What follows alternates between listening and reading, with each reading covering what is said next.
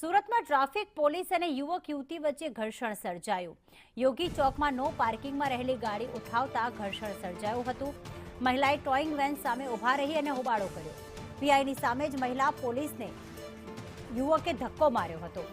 પોલીસે યુવક અને યુવતી પાસે માફીનામું લખાવ્યું। બીજી વાર ભૂલ ન કરવા યુવક યુવતીએ બાહેધરી પણ આપી છે।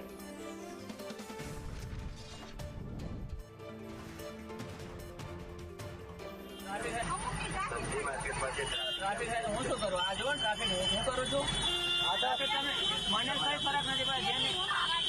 પેલી રોમાં નથી મૂકવાની, અહીંયા ગાડી મૂકવાની ના જ પાડેલું છે ચોખ્ખા શબ્દમાં માર્કેટ વાળાને।